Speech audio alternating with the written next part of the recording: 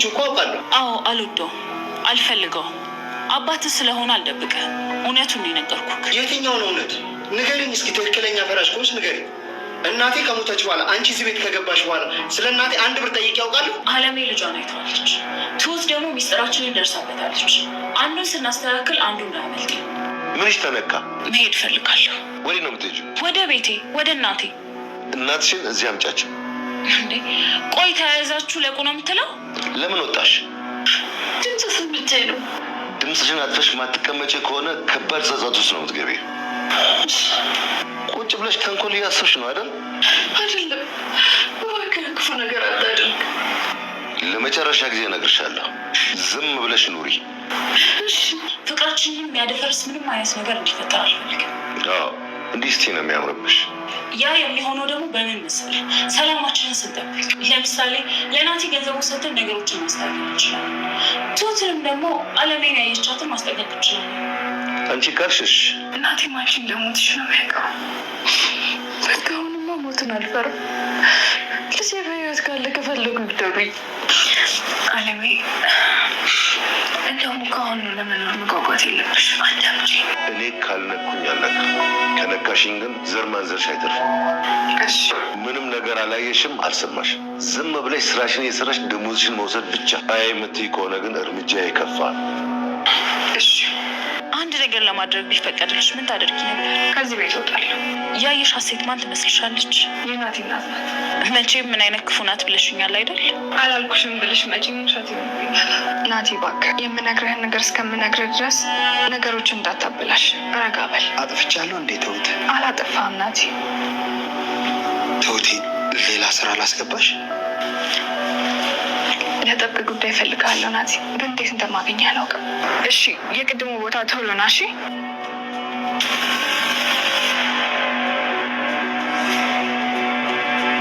ናቲ እባክህ አደራክን። ምንድን ነው? ለምን አትነግረኝም? እናቴ ምን? እናትህ አልሞተችም። በስተመጨረሻም እንግዲህ እውነቱን ለናቴ ተናግራለች ማለት ነው። ምክንያቱም እንግዲህ የሚወዳት የሚፈልጋት እንዲሁም ደግሞ ስለ እናቱ ማለት ነው እጅግ በጣም እያጣራ በነበረበት ሰዓት አሁን ላይ እንግዲህ አለምዬ በህይወት እንዳለች ትሁት በስተመጨረሻም ለናቴ ነግረዋለች ማለት ነው። ናቴ ምን ብሎ ነበር የደነገጠው? ያው ትሁት የምታውቀው ነገር እንዳለ በጣም እርግጠኛ ነበር። ምክንያቱም ደግሞ ደጋግሞ ሲጠይቃት ነበረ። እሷ ቅርብ ጊዜ ነው ወደዚህ ቤት የገቡት ብትልም ግን ደግሞ የሆነ ነገር እንደምታውቅ ማለት ነው እርግጠኛ ነበር። በስተመጨረሻም እንግዲህ እናቱ በህይወት እንዳለች ማለት ነው ነግረዋለች። ከዚህ በፊትም ተረጋጋ፣ አንተ ገንዘብ አይደለም ከገንዘብ የበለጠ ነገር ደግሞ ሊኖር ይችላል፣ ስለዚህ ለነገሮቹ መረጋጋት አለብህ በማለት እንግዲህ እውነቱን አሁን ላይ ማለት ነው ያው ነግረዋለች። በነገራችን ላይ አለምዬ ማለት ነው በህይወት ልጇ እንዳለ እናቴ በህይወት እንዳለ አይታለች። እጅግ በጣም ነበር ያየችውን ነገር አብጄ ነው ወይስ ደግሞ ልጄን ነው ያየሁት በማለት እንግዲህ እጅግ በጣም ግራ ስትጋባ ነበር። ትሁት የት ነው ያለሽው?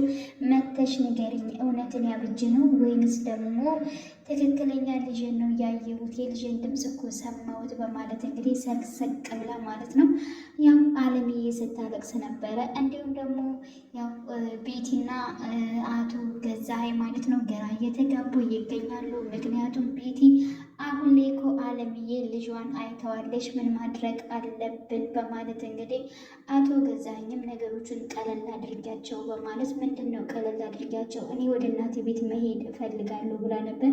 የት ነው ትተሽኝ የምትሄጂው?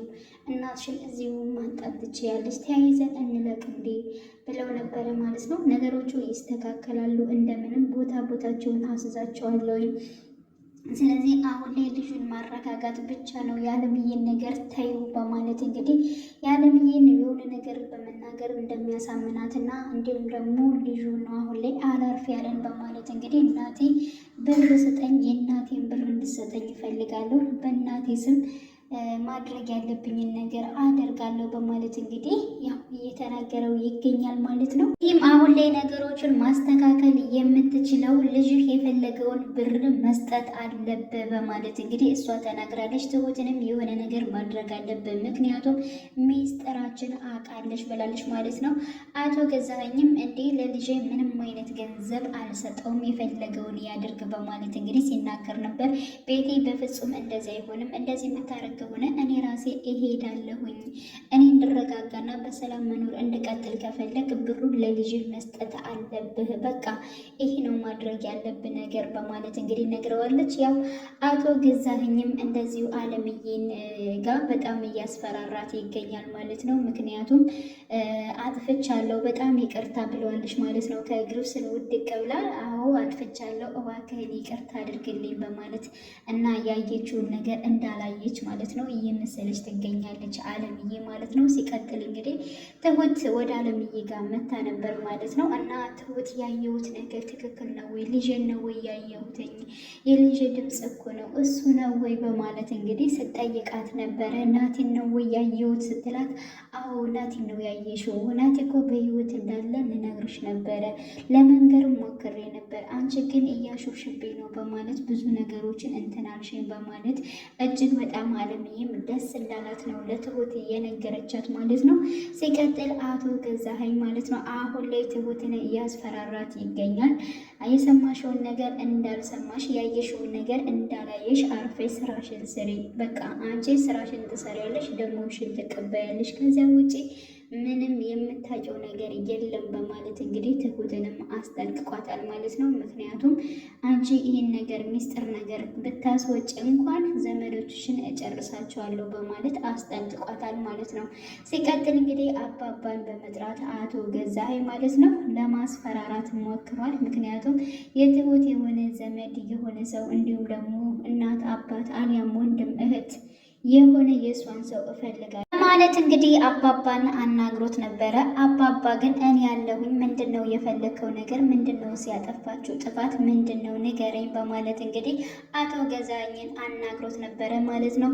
ዘመድ ቢኖራት ወይንም ደግሞ እንዳልከው አንተ እናት አባት እዚሁ አዲስ አበባ ውስጥ ቢኖር እሷ ለምን ሰው ቤት ትገባለች? ስለሌላት ነው እንጂ ስለዚህ ምንም አይነት ዘመድ የለም፣ እኔ ግን አጎቷ ነኝ አለሁኝ በማለት እንግዲህ አቶ ገዛኸኝም አባባን ለማስፈራራት ሞክሮ ነበረ። አባባ ግን ምንም ነገር የፈራው ነገር የለም ማለት ነው። ግን አባባና እንዲሁም ደግሞ ትሁት ተገናኝተው ነበረ። የተፈጠረው ነገር በጣም ከባድ ነው፣ ልጅ ራሽን ማዳን አለብሽ በማለት እንግዲህ አባባም ተናግሯል። አባባዬ ሁሉም ነገር ታውቋል። አንደኛ አለምዬ ልጇ በህይወት እንዳለ አይታለች። ስለዚህ በፊት መናገር እየቻልኩኝ ብዙ ነገሮችን ሳልነግራት ቀርቻለሁ። ቢያንስ እንኳን ሞክሬ ነበር፣ ግን ደግሞ በቪዲዮ ለሷ ማሳየት ነበረብኝ። አሁንም ግን ልጇ በህይወት እንዳለ አውቃለች እና እንዴት አድርጌ ነው ነገሮቹን እንትን የምለው? እሱም የተፈራረምንበት ነገር እስካለ ድረስ አትወጭም ብሎኛል። በዛ ላይ ደግሞ ሚስጥር ስላወኩኝ እንድወጣ ራሱ አይፈቅድልኝም እና እጅግ በጣም ግራ ገብቶኛል በማለት እንግዲህ ትሁትም እየተናገረች ትገኛለች ማለት ነው። ናቲ ትሁትን ማለት ነው ከሌላ ቤት ላስገባሽ፣ አንቺ በጣም ደግና መልካም ሰው ነኝ፣ ስለዚህ ከዚህ ቤት የምትገቢ አይደለሽም እና ሌላ ሰው ጋር ላስገባሽ ብሏት ነበረ። ትሁት ግን አልፈልግም በማለት እንግዲህ ሌላ የምነግርህ አንድ ከባድ ሚስጥር አለኝ በማለት እንግዲህ ያው ናቲንም አናግረው ነበረ ማለት ነው። ያው ትሁት እኔ ያጠፋው እንዴ በማለት እንግዲህ ባደረገው ነገር እንትን ሲል ነበረ። ምክንያቱም አባቱ ሽጉጥ በደቀነበት ሰዓት ያው ያዘነችለት ወይንም ደግሞ የተከፋች የነበረችው ትሁት ነበረ። አንቺ እኮ አባቴ ሽጉጥ ሲደቅንብኝ እኮ እንደ እናቴ የከፋሽ ፊትሽ ላይ ያየሁት ያንቺን ነበረ እና እጅግ በጣም መልካም ነሽ በማለት የኔን ተወውና ነገሮችን ማውራት መቻል አለብን፣ የሆነ ታይም እናንተ መውጣት አለብን፣ እውነቱን እነግርሃለሁ በማለት እንግዲህ ናቲን እንትን ብላለች ማለት ነው። አሁን ላይ እንግዲህ ቤቲ አቶ ገዛኸኝን አናግራ እንዲሁም ደግሞ ናቲ የፈለገውን ያለውን ገንዘብ ለመስጠት ወስናለች ማለት ነው። የባንክ ቁጥርን ንገረኝና ብሩን ላስተላልፍልህ በማለት ያው ነግረዋለች። እሱም እኔ እሺ በማለት እንግዲህ ተቀብሏታል ማለት ይቻላል። ለምን አታመሰግነኝም በማለት እሷም ጠይቀው ነበረ። ለምንድን ነው ማመሰግንሽ? ሲቀጥል እኮ የእናቴን ብር ነው የሰጠሽኝ፣ እንዲህ ራሱ ተንደላቀሽ የተቀመጥሽበት ራሱ የእናቴ ሀብት ነው በማለት እንዲሁም እኔን ነው ማመስገን ያለብሽ በማለት እንግዲህ ያው እናቴ መልሶላታል ማለት ነው። እና አሁን ላይ እጅግ በጣም እንግዲህ ቤቲም ማለት ነው ትሁትን ጥምድ አድርጋታለች። ከዚህ በፊት እንግዲህ ሚስጥሩን የምታውቅ ከሆነ እውነተኛ እንደጠረጠርናት ከአለምዬ ክላስ እየገባች ከሆነ ግን እኔ ራሱ በቂ ነኝ ብላ ነበር ማለት ነው። ስለዚህ ቤቲ አሁን ላይ ትሁት ላይ የሆነ ጉዳት እንዳታደርስባት እጅግ በጣም ያስፈራል። ምክንያቱም ያው አሁን ላይ ከናቲ ጋር ስላየቻት እየጠረጠረቻት ትገኛለች። እሷ ደግሞ ናቲን ስለምትወደው ስለምታፈቅረው ለራሷ ለማድረግ እጥረት ታደርጋለች። ናቲ ግን ዘወር ብሎም አይቷት አያውቅም ማለት ይቻላል ማለት ነው። ምክንያቱም የእናቱን ነገር ለማሳካት እንጂ ቤቲን ስለ ፍቅር ስለምን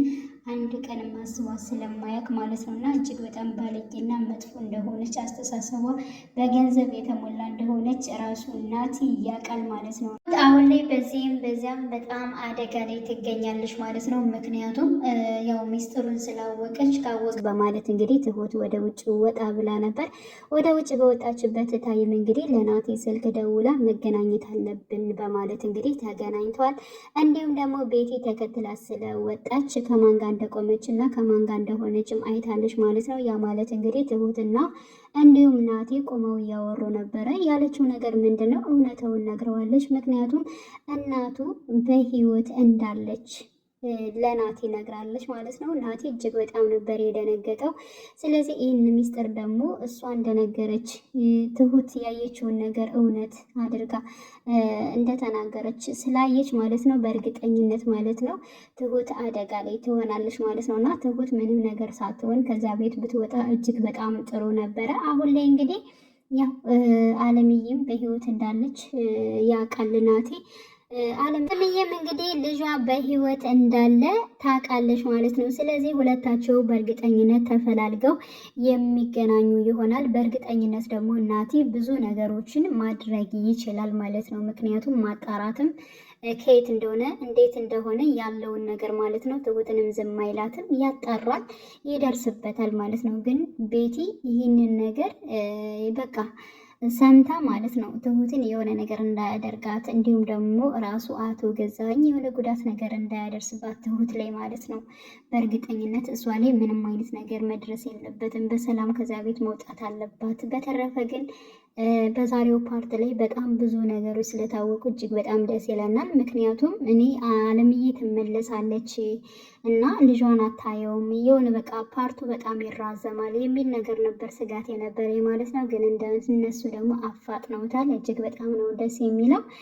እንግዲህ ነገሮቹ ውስብስብ ያለው ነገር እየተፈታ እየመጣ ነው እና አንዴ ሁሉም ነገር በእርግጠኝነት ይፋ የሚሆን ይሆናል ማለት ነው። ውድ ቻናሌ ተከታታዮች ቤተሰቦቼ በያላችሁበት ሰላማቸው ይብዛልኝ። ለቤቴ አዲስ የሆናቸው የደውል ምልክቱን በመጫን ቤተሰብ የሆኑ ነባር ቤተሰቦችም ስለምታበረታቱኝ አብራችሁኝ ስላላችሁ እጅግ በጣም አመሰግናለሁ። መልካም ጊዜ ተመኘውላችሁ።